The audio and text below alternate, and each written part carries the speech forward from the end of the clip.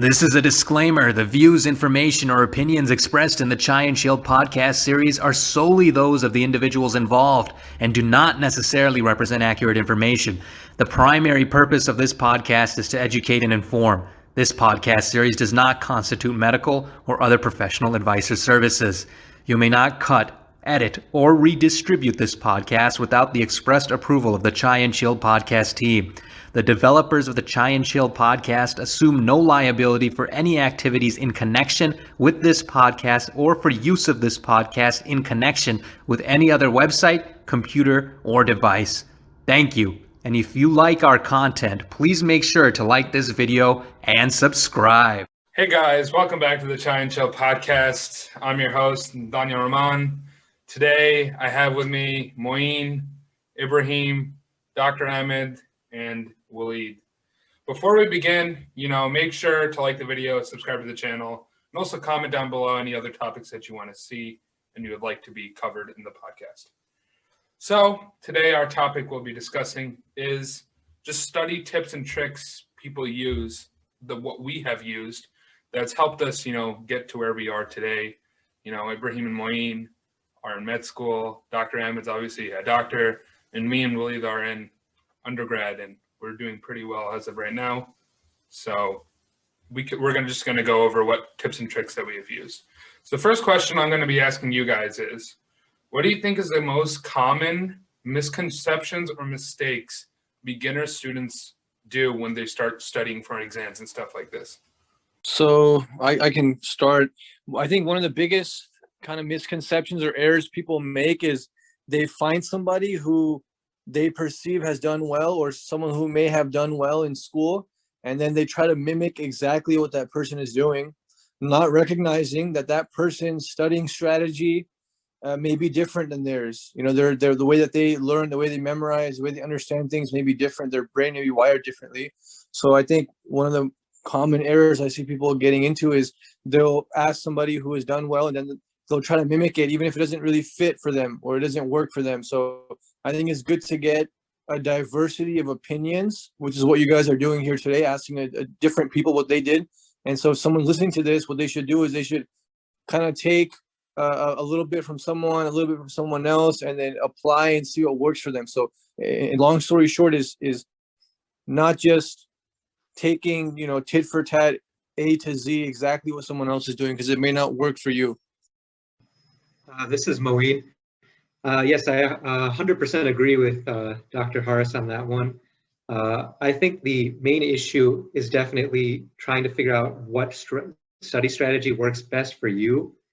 And I know, for example, just in my short time in med school already, that a lot of people were telling us, oh, do Anki, this is the only way you can study for exams. But personally, that wasn't really working for me. And I had to do a system of trial and error to figure out exactly what worked best for me.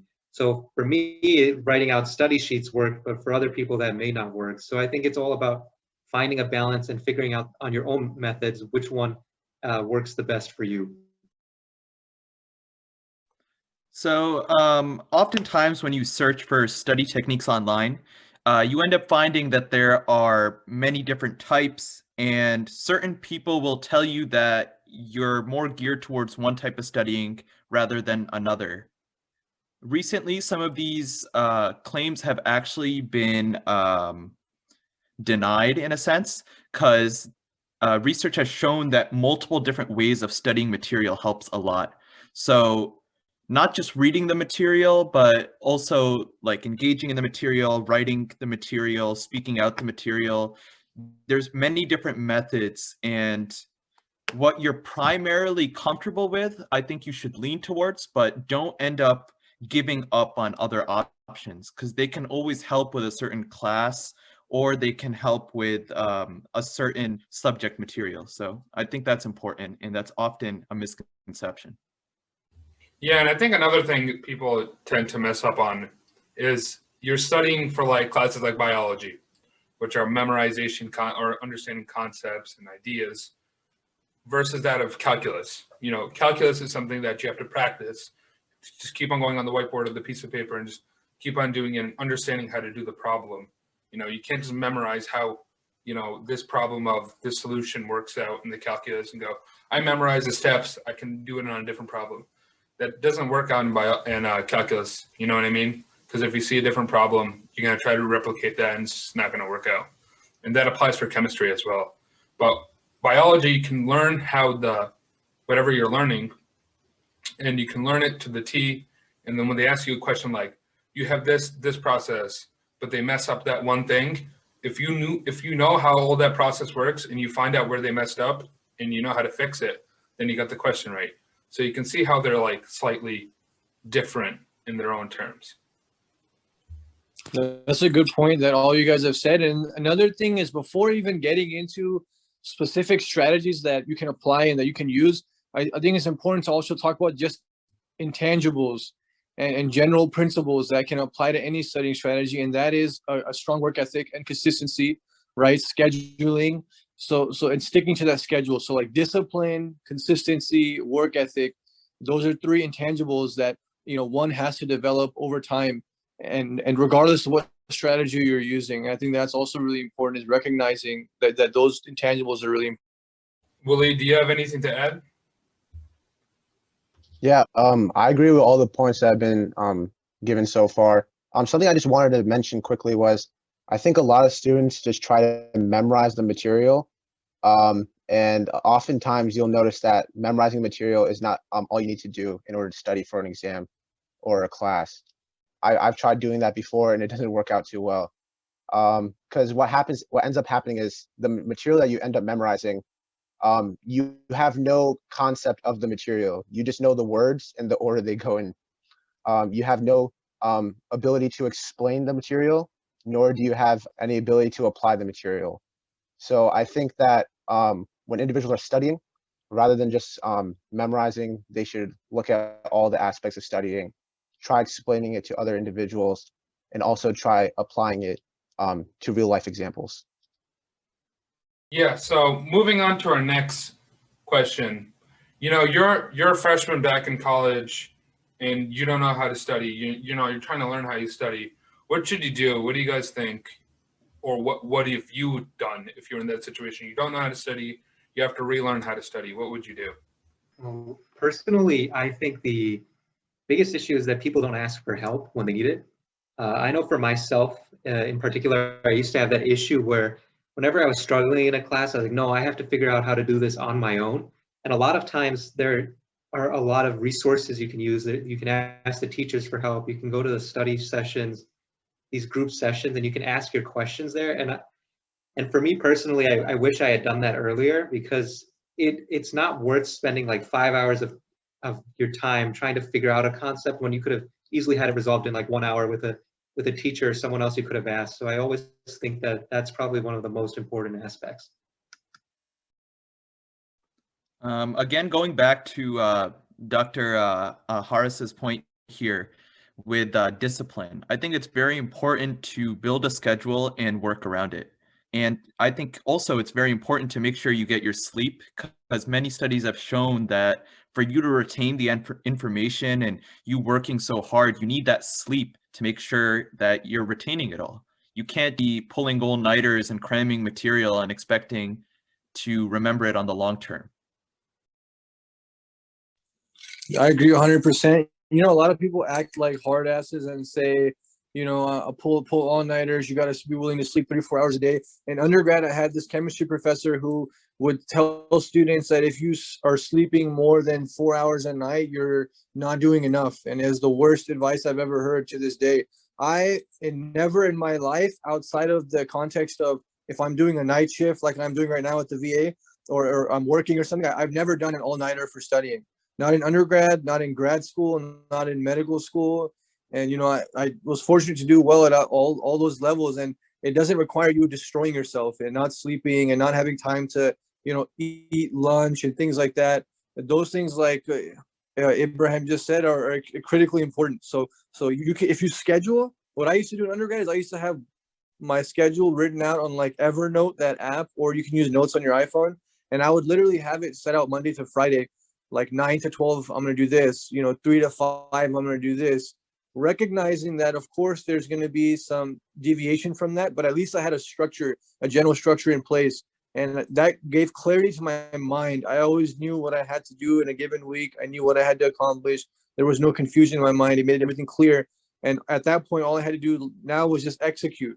I create a plan and then I execute. And if I plan and I execute and I don't do as well as I want, then I tweak the plan. I ask people who've done this class before what they did, and I going back to that process of asking multiple people and if I need to tweak it, right? So I really like that point of, making sure you're sleeping and taking care of yourself. This is not about, killing yourself by doing something, pulling all-nighters and not eating and doing, disgusting things like that.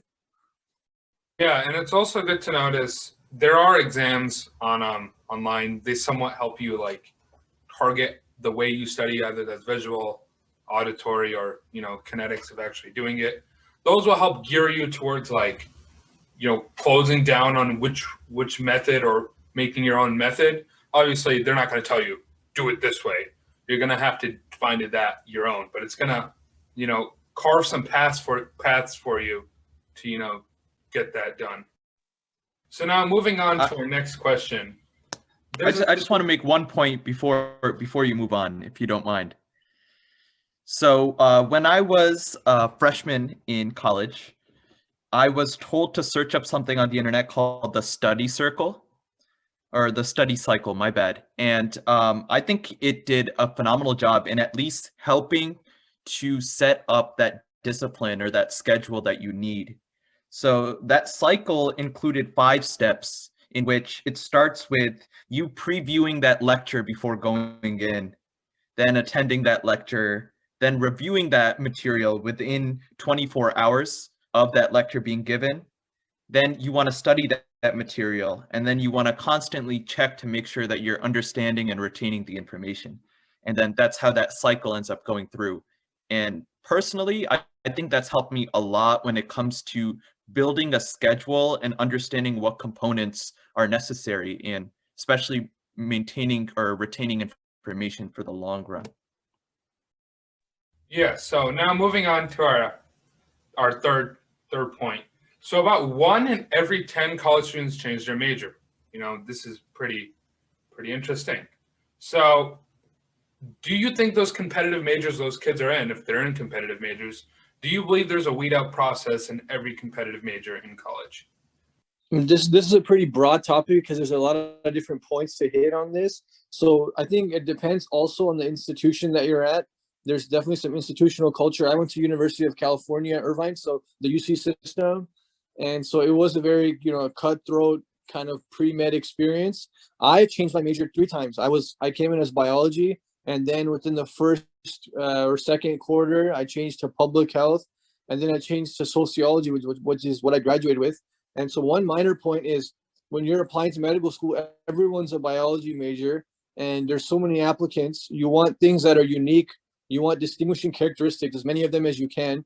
And if you can do a degree that's not biology, I highly recommend that while still taking the pre-med courses. So I did sociology. If you can do, economics or engineering or whatever else, there's so many different options. That'll be one way to set yourself apart. And I changed my major. It's not a big deal. There's definitely, an inherent weed out process, because if you just look at the pool of individuals of pre-meds, they're typically, as we call gunners, and people are very neurotic and things like that.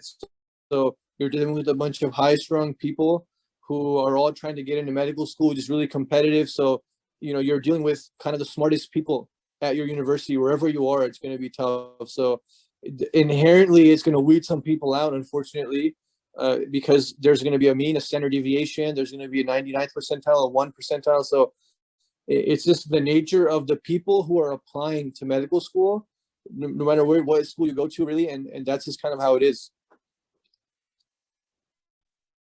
So talking general here, and not necessarily, towards the medical side where, we all kind of align right now. I would say that with anything that's going to be, intense, that, that you're willing to do hard work for, you're just going to have to put in the work. So when we talk about weed out, I think it's important to understand that it's not necessarily weed out when you need that level or intensity of education in order to pursue and do well in the future. So oftentimes I see that people are like, oh, this is just a weed out class, without realizing that the essential components of discipline and working hard are actually present in the class.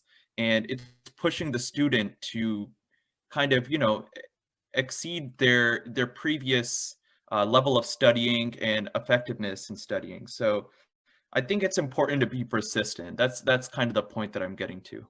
Yeah, I don't necessarily believe that there is a weed out process in any of these institutions.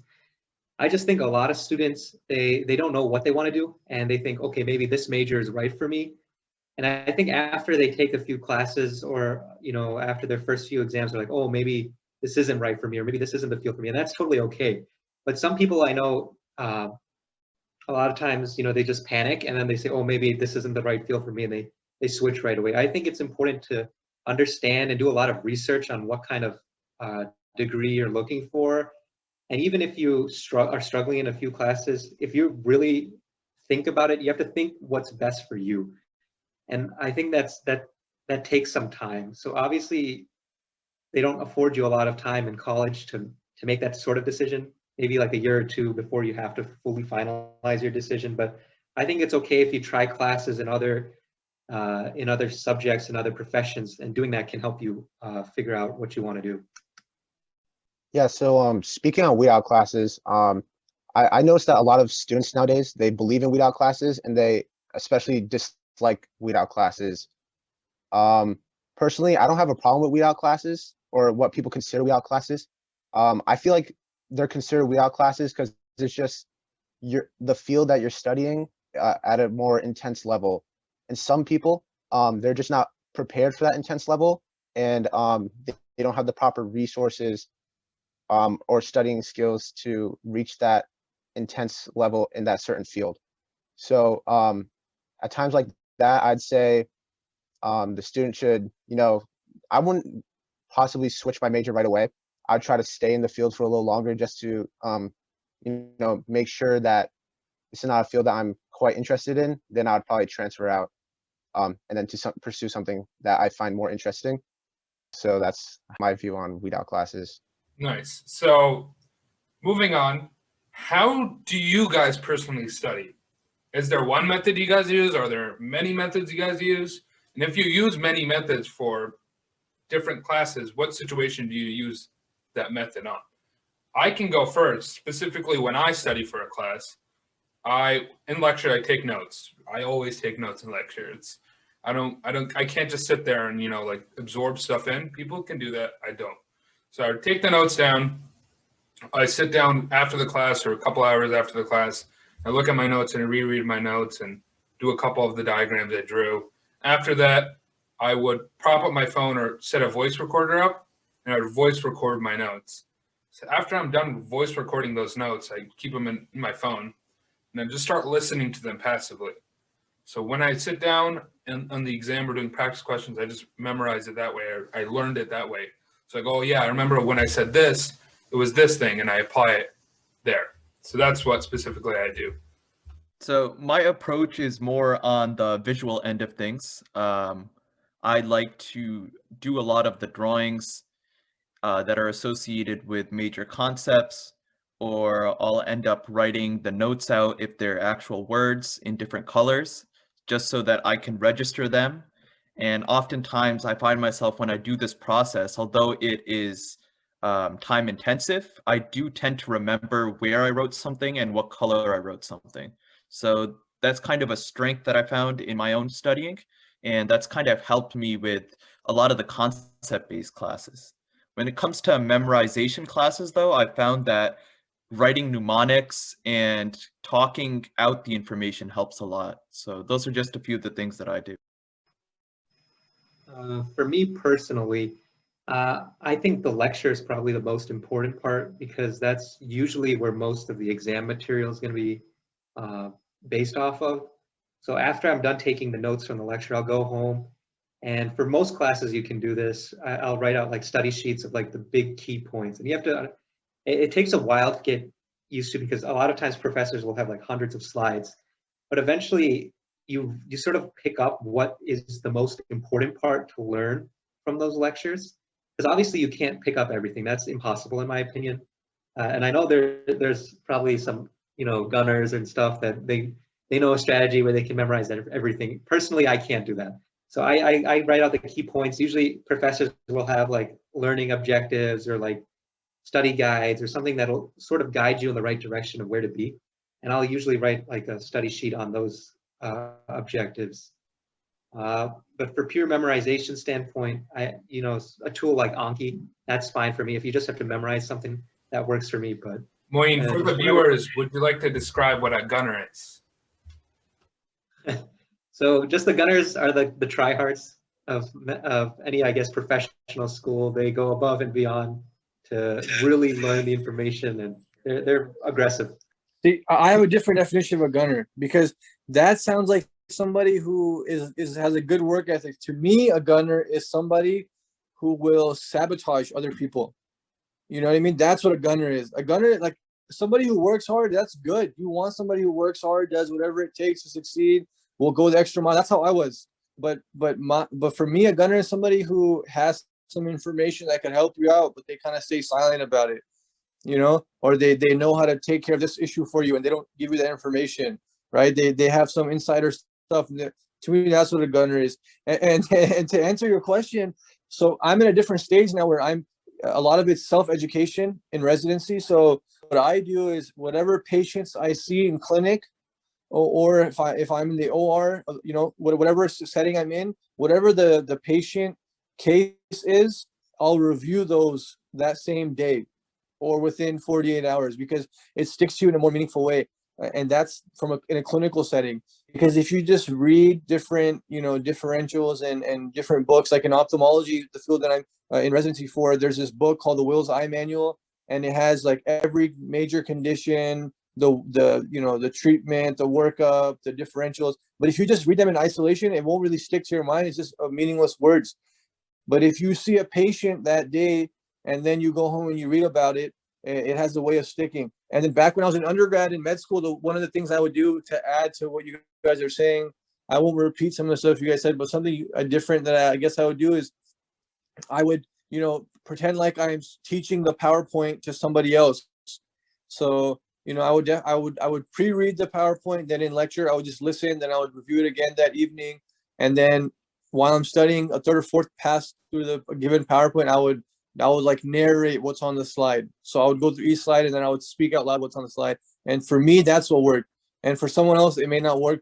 But again, that's the whole point. You're listening to 4 different people, and you can try each of these methods and see which one works for you. And again, just want to emphasize the key point is those intangibles. If you have that work ethic, especially with memorization classes, you're going to do well. In medical school setting, a lot of it is just who's willing to put in the time. It's not really about who's smart. Everybody's smart. And that's the key point here is there's no shortcut. There's no magic way. It really comes down to that work ethic, in my opinion.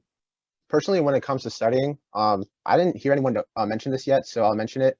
Something I find very important is pre-reading.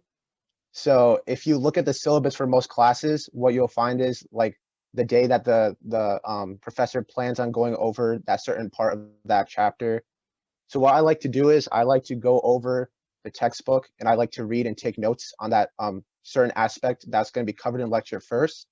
Then what I'll do is I'll go to lecture, and within lecture, something I find very important is that a lot of people are taking notes, but honestly, that's the time that you can actually just look at what the professor is saying and kind of isolate your notes down to like a few very important concepts that the professor finds important. And then these concepts are probably the concepts that are in your exams. And then also the lecture is a really good time to ask the professor questions. I feel like if you're taking notes during the lecture, you're just too busy trying to copy down everything on the slide. So pre-reading works a lot better for me in that way.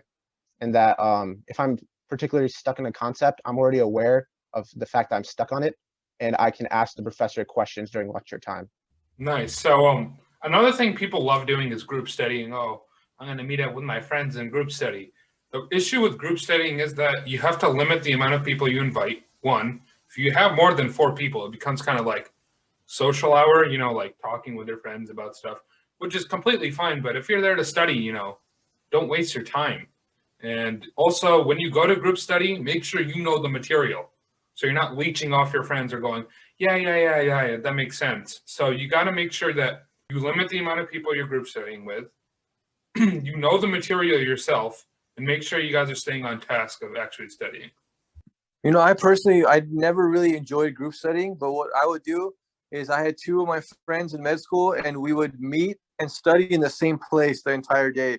So you know, when it was lunchtime, we would have lunch together. When it was like dinner time, we'd have dinner together. We would kind of, you know, take breaks together. But when we were actually facing away from each other, studying in the same little room. But that's just me, because people's styles are too different. There's, you know, it just didn't work for me really. So Yeah, I agree with that point about. Oh, sorry. I just wanted to add one last point. Yeah, so I kind of agree with that idea of you know, group studying. I don't really find it too beneficial, because I just find group studying kind of stressful, because then you find out what your peers know, and then you might feel like you're slacking on that certain aspect, and then you just become stressed on the subject. So something I like to do is I just kind of like to personally study, and then I just go over the information in my head, reread my notes, and then like I'll also try to explain the concepts to myself rather than someone else. All right, moving on to our next point. What are the most common resources that you use to study? I'll just list off mine. The book the teacher gives you, really good. The lecture they have, the slides, use those. You know, for calculus, I use one guy named Professor Leonard. He taught me calculus. And then lastly, Khan Academy, because, you know, Khan Academy has everything on there. He goes over the videos. They are somewhat long. Just target, you know, what you need to go over. For me, it's again, I'm going to have a medicine slant to this. It's question banks, and you start off with reading, and you get a very in-depth understanding of the material, right? And then you go to your PowerPoints, right? You get a second pass through there. You review those a few times, and then you take that knowledge from the readings and the PowerPoints. And if something doesn't make sense to you in the given book and a PowerPoint, then you can use YouTube and all these different excellent people that they exist that have created programs that can explain a specific concept. So if I'm reading a chapter in a book, it doesn't make sense to me, and then I go to the PowerPoint and it still doesn't make sense to me, then I'll go to a third party to help explain that one concept. But otherwise, you know, that's how I get my foundational understanding, and then I apply it through questions. And then when you do questions, you should take the most amount of time reviewing them. You go through each different answer choice and you change the question to you in your mind. You should know that, okay, how can I change the question such that the answer would be C, or the answer would be D, or the answer would be E. And once you take that much time with the questions, it'll stick. And you know, you're getting multiple passes. That's you know, another key point. You know, I want to emphasize these key points, intangibles we talked about earlier, and now another key point is multiple passes in different ways. Yeah, and just to kind of go off of Dr. Harris's statement right now, I would like to also say that the internet is such a big and important source of information today. I mean, I talk to my father, who's a physician, all the time, and during his time, they didn't have such a resource. So for us to have the internet and to kind of condense information and present it in the best way possible, I think it's very important. You can oftentimes find super advanced, super good mnemonics on the internet that really help you propel your education. But there is a other side to it as well, because there's a lot of information on the internet, and often you can find yourself wasting time if you're not looking for specific things. So kind of a give or take there. Another little gem for medical students, you know, and everyone probably uses this, but we always had the saying UFAPs: UWorld, First Aid, Pathoma, and Sketchy. You know, those are the keys to success. And even for step 2, because step 1 is pass fail, and for those who don't know, that's used to be the exam that really determines is the single greatest determination of where you could end up for residency. Was that a USMLE step 1? It's pass fail now, but now step 2 CK will be the most important exam. And you know, you use those you know, UFAPs, the things I just mentioned, and you build a strong foundation, and that's how you can perform well in that step 2 and really open up those opportunities for you. So those are the programs: UWorld, First Aid, Pathoma, and sketchy that I really used for medical school. All right. So another thing I would like to talk about is practice exams. I actually sat down with my organic chemistry professor, and I was like, yeah, I've been taking the practice exams, but every time, like I always drop like 5 points or, sometimes 7 points on the real exam. And he goes, he said, like a lot of students mess up on two things about the practice exam. They just take it for funsies, so they don't time themselves. And then two, they don't simulate the stress that you get from the exam. So how would you do that? If you have annoying friends, like that just bother you, or you have a brother, tell your brother, at this time, walk down here and just bring up some random topic. So then I get off center. You know what I mean? Just simulating that stress. You tell your friends, call me at this time and just keep on calling me a couple times. So then that'll simulate, I'm kind of getting off center, off topic type of thing. And, what do I do? So that will make sure that when you're in the exam room, you feel the gut, you feel your stomach drop and you're getting so scared and stuff. That will simulate that. So I think that's a good thing to know. I don't I don't know about that one, but personally, using different relaxation methods, I feel like helps me a lot before the exam. So the reason why I feel like we perform better on practice exams is because we're in a relaxed and more concentrated mood. But when you are overstressed, you tend to not remember or retain all the information that you know. So it's very important to make sure, one, that you're not super cramming all the time, and two, to make sure that you have very good relaxation techniques that can assist you.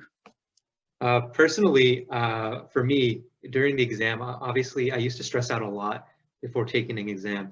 And I noticed that would significantly reduce my grade maybe by 5 or 6 points. So honestly, my best advice is before the exam, once you're about to take the exam, just know at this point, you've done everything you could. And if you fail, you fail. It's one exam. Honestly, it's not even that big of an issue. I've failed multiple exams throughout my career. And honestly, you can't lose points on stupid mistakes that are due to stress. So honestly, I just go in, I'm like, okay, I've known everything I've done everything I could possibly do. There's nothing else I could possibly do. I take a deep breath and I go into the question. If I don't know the question, I don't know the question. And I don't worry about it. I just keep moving forward. So I think that's a good strategy for a lot of people who face stress, especially during their exam. Going back to the idea of not pulling all-nighters, not cramming, going back to earlier points, if you have a set schedule beforehand, right, and you stick to that schedule, you don't need to scramble at the end. And Moeen just said, you can then trust your process and you can live with the results. What I used to do is I used to follow my schedule, and the day before the exam, I would never study. I would just kind of relax that day, sleep in, just watch TV, do whatever. And I knew that, okay, I had a structure, I stuck to it. Now I can live with the results. And me personally, I would do better on the actual exams and practice tests. I don't know if that's from watching Kobe my entire life and the Mamba mentality or what that is, but I don't know. I feel like for me personally, I would focus more on the actual test versus practice tests. I wouldn't take it as seriously. And one last comment I'll make about practice tests is one thing people sometimes do is they master the practice test and they don't take the principles of the practice test. So they'll start, they'll dominate those specific problems, or if it's calculus, that specific question, but they won't be able to apply, the skills they use for that question on a new question because they've used the practice test as a crutch. They've done the practice test so many times that that's what they can do. If you give them that same exact test, yeah, they'll get an A on it. But if you change some variables, they'll fall apart. So don't be too romantically involved with that practice test. Great points, Dr. Harris. I just quickly wanted to mention some of the psychology of kind of cramming information. So there's the idea of short-term memory and long-term memory. So how it actually works is if you're cramming information the night before, you won't be able to transfer that information to your long-term memory because long-term memory is all based on repetition. So if you're cramming information the night before, you won't get as much as that repetition, and then you may forget things during the exam. So I think something that's key is, like you guys were saying, scheduling and sticking to that schedule. And once you stick to that schedule, you'll see the results in your exams. So we've already touched on our last topic, which is de-stress habits. You guys went over yours. So obviously another thing is going for a walk. Sometimes, just closing the books, just putting your backpack on, just going for a walk, maybe go get a coffee, drink it, and then take the exam. Really, there's nothing to do an hour before the exam, shoving stuff in your brain, reading, sliding through those index cards. A lot of the times, another thing is don't go to the exam room like 10 minutes beforehand, because everyone starts bugging there. They go, oh, I didn't know this, I didn't know that. And then you go, oh, darn, it's like a virus. It just infects you. It's so bad. So I usually just stay like a decent, like on the lower floor where that exam is. I just sit there, talk to my brother, talk to my mom, talk to my dad, and then sit and take that exam. So the last thing is, any final encouraging words for any student or any of the viewers that are watching? Yeah, I would say is, don't listen to people, man, especially, in medical school or even in undergrad. They'll tell you that, oh, I did 100 practice questions last night. I'm getting 70% on UWorld. I'm doing this, I'm doing that. And it's all 90% of the time is BS. So don't listen to people, what they're doing. Let them do whatever they're doing, what they're studying. And you just focus on your plan. You stick to your whatever you've planned out, and you just trust it and live with it, and try to enjoy undergrad and enjoy grad school or medical school or high school, whatever level you're at.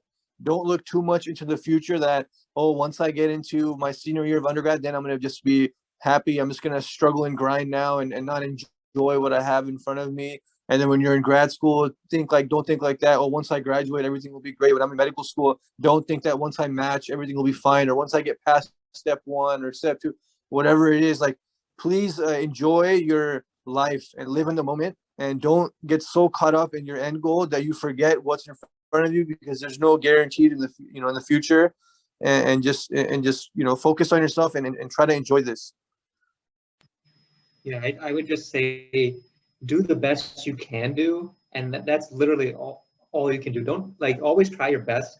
And if you end up being average, you end up being average. That's okay. I used to think it was always the end of the world, but honestly, I made it to med school that way. It's just, you can still do whatever techniques work for you as long as you're passing your classes and as long as you're trying your hardest. You'll eventually make it to whatever field you want to do. Yeah, so my final words are going to be a little controversial, I guess, in the sense that in the Desi society, we always want to just say, oh, you just got to work hard. You just got to put in hours. You got to work hard, right? And honestly, I feel like that's just a recipe for burnout sometimes. So make sure, like how Dr. Harris was saying, you build in that me time at least a little bit every day. You go out, you enjoy life. Don't just get stuck in the books all the time either, because that's not going to help you. Sometimes that can actually do the negative, and it starts hurting you. So I think it's very important to have good relaxation methods, have good outlets, so that you can continue to perform efficiently throughout your studies. All right. I guess that concludes our podcast for today. If you like the content that you saw, please like, subscribe, and comment down below. Anything, you can say Daniel's an idiot. I don't care. As long as you give me views, I'm happy. Okay.